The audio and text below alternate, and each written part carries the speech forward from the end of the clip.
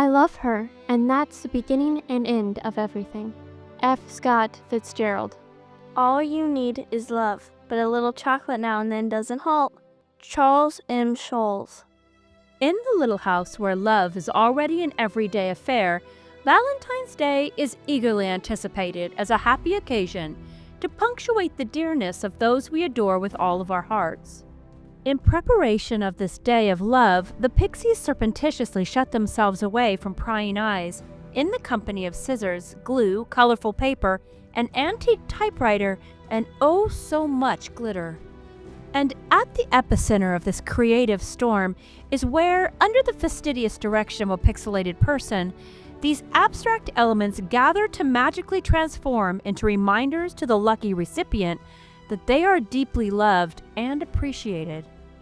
Obviously, waiting for one specific day to express affection isn't a necessity or even recommended, but human beings as a whole are inherently partial to celebrations and symbolism to mark, well, just about anything they can think is important. And let's face it, when Deon Jackson reliably assured us that love makes the world go round, everybody from the front row to the back collectively yelled amen.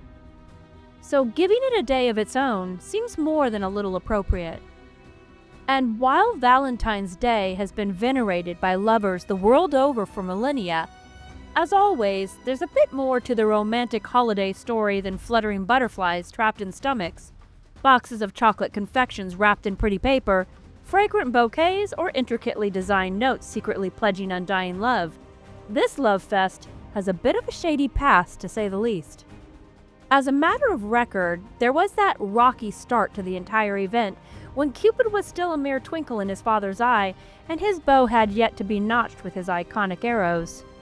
So it should come as no surprise at this point in our journey together that where there was a ritual, free-flowing wine, and 3 or more ancient Romans gathered together, there was likely to be some incredibly questionable decisions made on behalf of the entire society. And that is exactly what went down around about the 6th century BC, right after the twin founders of Rome, Romulus and Remus, were promoted from wandering shepherds to the positions of the first Luperci, or priests of Faunus. The freshly minted Romans immediately gathered together and raised a few glasses in celebration of Lupercus, their fertility god, and Faunus, the deity in charge of fields, forests, and flocks, a half-goat man with a penchant for partying. The old goat was also thought to be the bestower of fertility, and thus the celebration of Lupercalia, a festival held between February 13th and 15th each year, was dedicated entirely to him.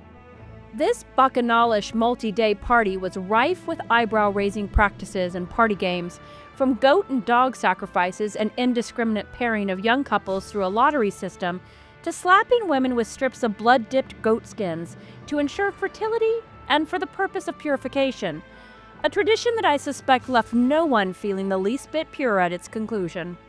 I can assure you, without getting into the nauseating details, that there is not enough Dawn soap in all of the kingdom to retroactively clean up the mess that was Lupercalia. But that didn't stop Pope Galatius I, who by the 5th century had had just about enough of the Lupercalia nonsense, from trying. The incompatibility of Lupercalia with Christian moral values was apparently lost on the early Roman Christians, who were finding the effort of making the transition away from abject debauchery challenging. So, in 496 AD, Galatius came up with a feast of his own and announced February 14th as a day for celebrating the life of the Christian martyr Saint Valentine. The day he chose sat conveniently smack dab in the middle of the festival of Lupercalia, and due to its religious nature, set up a natural internal conflict for those Christians eager to participate in the traditional Roman festival from which the month of February had derived its name. But the legend surrounding Saint Valentine was both compelling and pervasive in the elements needed to form a riveting tale that would catch the imagination of the Roman citizens and eventually drive Lupercalia out of the mainstream. And this story had its beginning in the 3rd century AD, with a priest who lived beneath the rule of the Roman emperor with the coolest name, Claudius II Gothicus, though most referred to him by his nickname, Claudius the Cruel, due to his persecution of Christians and anyone else who got on his bad side, which, for obvious reasons, they did behind his back and in a whisper. The emperor, responsible for beating back the Gothic invaders encroaching into the Roman territory, felt his soldiers ought to be entirely unencumbered by pesky distractions like wives and families, which he felt were a drag on the army's formidability, and consequently forbade marriage amongst his warfighters. Unshockingly, this was not a popular edict amongst the young soldiers, who sought out the help of a bishop by the name of Valentine, who thought old Claudius was overstepping his authority by defying God's mandate for marriage, and thus was continuing to perform marriages blessed by the church in secret. Eventually, word got back to Emperor Gothicus, and Valentine was put under house arrest in the home of Judge Asterius, an unbeliever. The imprisoned former bishop of Tierney used this time to appeal to the judge concerning the validity of the deity of Jesus and in favor of faith in God. The judge listened and then presented his blind daughter to Valentine with the request that he restore her sight miraculously through his faith. When the girl's eyes were healed, Asterius and his entire family of 44 members confessed their faith and were baptized. He then released all the Christian prisoners in his jurisdiction. The now freed Bishop Valentine doggedly went ahead saving Roman Christians from persecution and marrying Roman couples in defiance of Claudius's orders. Finally, the bad-tempered emperor got fed up and sentenced the disobedient priest to death.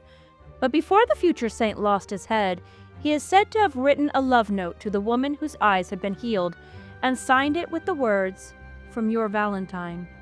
The historical evidence to confirm the veracity of the tale has been ravaged by time, and thus there lingers an uncertainty as to whether there was one priest named Valentine, or perhaps several.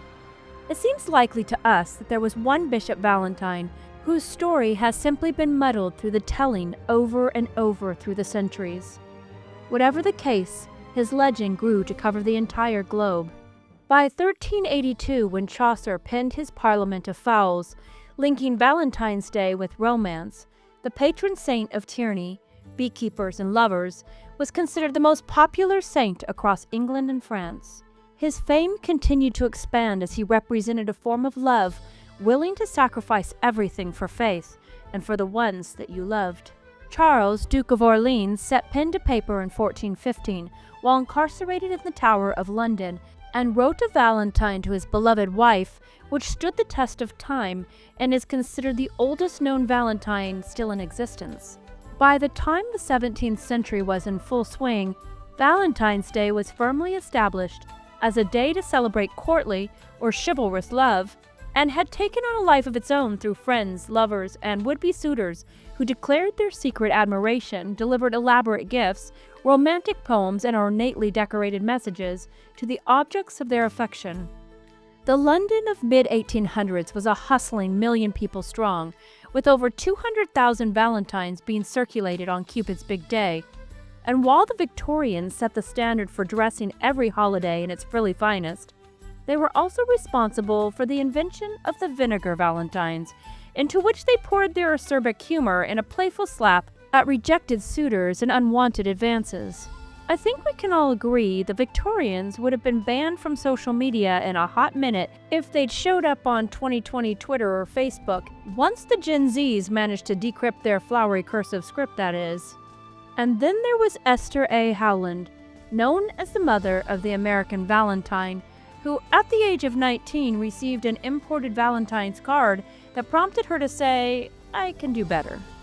She then convinced her father, the owner of the largest book and stationery store in Worcester, Massachusetts, to order her the supplies from New York and England, and proceeded to create a dozen samples that she gave to her brother, who took them out on his next sales trip on behalf of their father. They were a hit. $5,000 in sales from this first trip alone set her New England Valentine's Company in motion. In a spare room in the Howard residence, she cut out the pieces for the lace-framed 4-line stanza illustrated and printed cards, and then hired women to assemble the cards in their own homes, following her very specific design.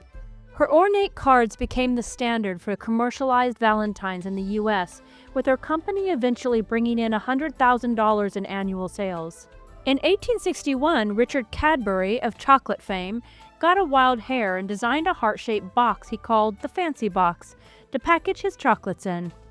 His little idea became so popular that other confectioners followed suit, and by the 1900s, chocolates packaged in elaborate keepsake heart boxes were all the rage to accompany a Valentine, and hearts were being used to promote the sale of Valentine's products in advertisements everywhere. And in 1847, Oliver R. Chase built a machine that made cut lozenges and promptly started his own candy factory, as one does. Keeping it in the innovative family, Oliver's brother Daniel invented a machine that could stamp a candy with a message, and in 1866 he began printing specialty messages on candies. In 1901, the heart-shaped, multicolored candies called Sweethearts were birthed, and stamped with a short statement of affection. The little conversation hearts continue to be revamped for each new generation, but the most sought-after message continues to be, "Marry me." In the month and a half leading up to Valentine's Day, over 8 billion Sweetheart candies will continue to be sold by the Spangler Candy Company, which accounts for approximately 40% of all Valentine candy sales. Modern love-struck consumers currently spend over $25 billion on Valentine's Day celebrations. I'd say we've come a long way from goat hides soaked in blood to conversational candy hearts, and I'm fairly certain that the martyred Saint Valentine and his nemesis Gothicus could never have foreseen the sensation the 14th of February would become down through history among those who love to love. The irony of Claudius the Cruel, who tried to squash the romantic inclinations of his armies, playing an unwitting part in creating a day set aside each year to celebrate love, is not lost on us here in the little house.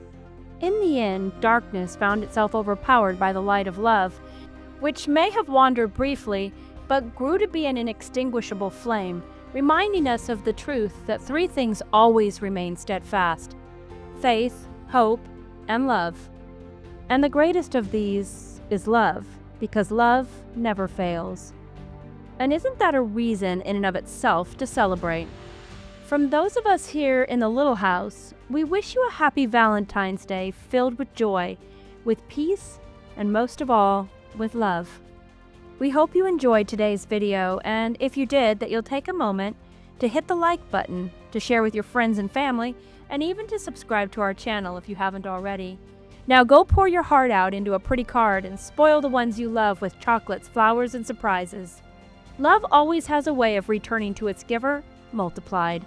Thanks for watching. See you next time.